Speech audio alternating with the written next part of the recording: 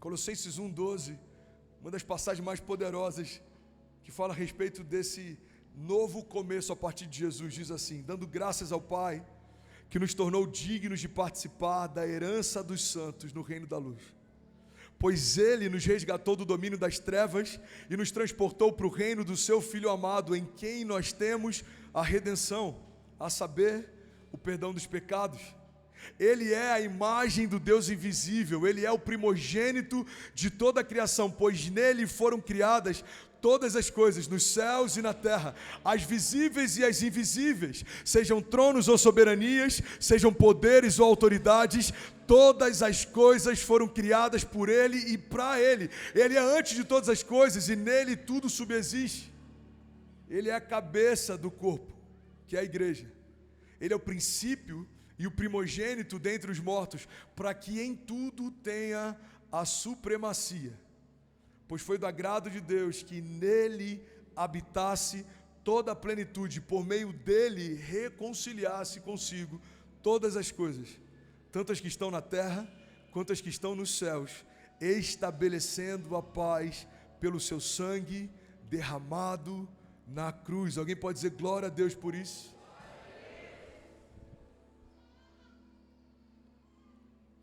Sabe, eu lembro que quando eu estava internado, 2018, eu só assisti um filme durante a internação e eu sou apaixonado por filmes. Eu sou tão apaixonado por filmes que na minha adolescência eu ganhava cestas da locadora.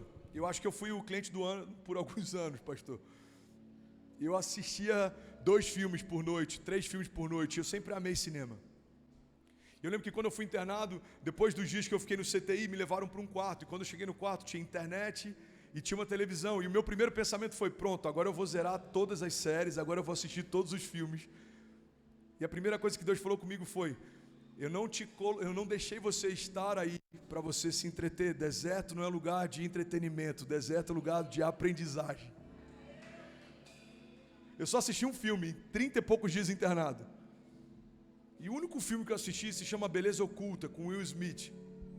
Tinha acabado de lançar, eu comprei o filme, e ele fala a respeito de alguém que tinha enfrentado uma perda, e esse personagem está muito introspectivo, e uma das falas dele, eu lembro que eu parei o filme e falei: uau, isso é quase que uma revelação bíblica, é tão forte o que ele acabou de falar. Eu lembro que o personagem do Will Smith, ele fala: existem 3 coisas que conectam toda a humanidade: o amor, o tempo e a morte.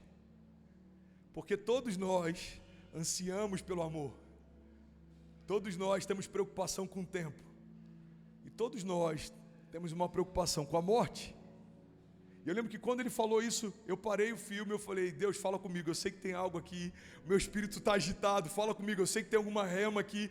E Deus me deu algo, inclusive é um dos capítulos do meu livro, o amor, o tempo e a morte. Deus falou comigo: filho, essas 3 realidades estão disponíveis para toda a criação hoje, mas elas não estavam disponíveis para a criação antes.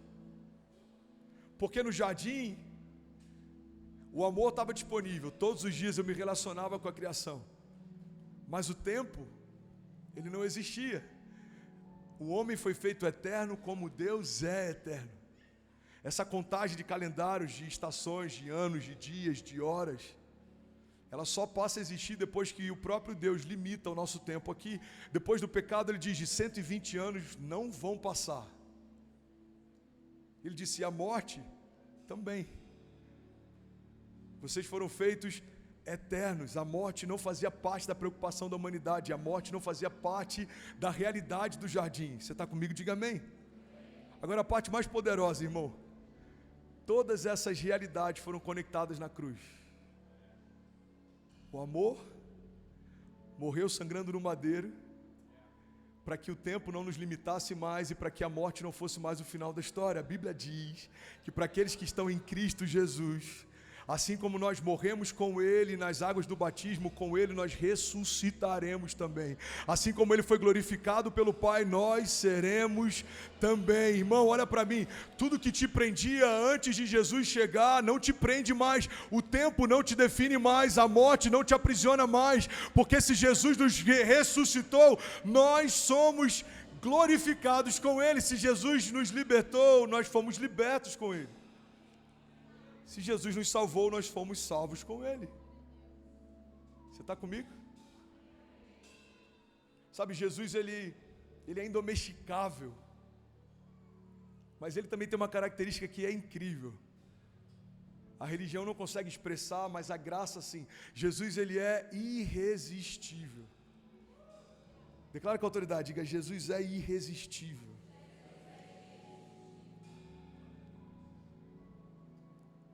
Jesus, ele é irresistível. Uma das coisas que mais me impactou quando eu comecei a me envolver com Jesus é que eu percebi que ele não tem problema de me abraçar no meio da minha bagunça. A religião me ensinou por muito tempo, você precisa se limpar e quando você estiver limpo você vem. Mas a graça é o contrário, vem do jeito que você está, porque eu limpo você. A religião ela nos exige comportamento. Se você parar de fumar, se você parar de adulterar, se você parar de fazer, mas a graça diz, você não pode sozinho, então vem que eu limpo você, eu renovo você, eu curo você, eu liberto você, eu restauro você. A religião sempre vai te exigir.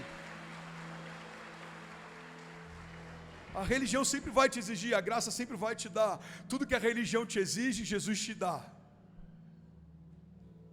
É interessante porque esse Jesus irresistível, ele nem sempre é apresentado pela igreja. Fizeram um estudo alguns anos atrás e pegaram pessoas aleatórias no meio da rua e perguntavam para elas aonde você acha que você pode ter um encontro com Jesus. Você sabia que dos entrevistados a igreja era uma das últimas opções que foi mencionada? Uma das coisas que eu mais ouço de pessoas que não conseguiram trazer ainda sua família ou alguns amigos. A gente tenta dar desculpas. Eles não querem Jesus, eles não querem compromisso, eles não querem... Mas a verdade é que tem muita gente que não quer um compromisso com Jesus. Tem muita gente que já foi em busca de Jesus numa religião, numa igreja, mas não encontrou Jesus lá. Porque quando a gente olha para Jesus caminhando na terra, a gente vê que os pecadores não tinham problema com Jesus, pelo contrário, eles tinham prazer em se assentar com Ele, em segui-lo, em ouvi-lo. Os homens que eram completamente rejeitados naquele tempo, eles tinham prazer em sentar aos pés de Jesus e ouvi-lo falar. Irmão, o que fica muito claro na história de Jesus é que os homens não tinham problema com a santidade de Jesus, eles tinham problema com a hipocrisia da religião.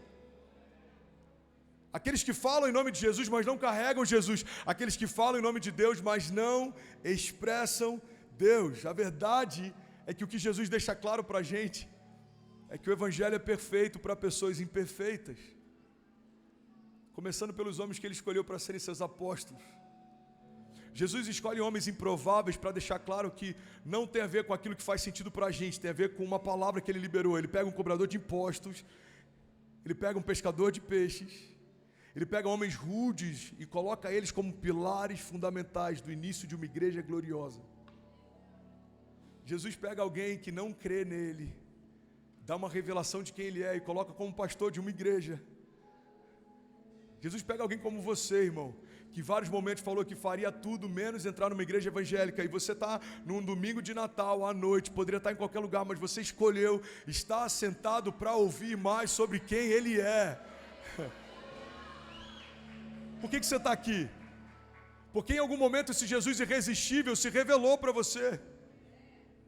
Irmão, eu acredito que como igreja, a ausência desse encontro tem muito mais a ver com uma falha nossa do que com o problema do mundo. Porque quando Jesus é bem apresentado, Ele é irresistível.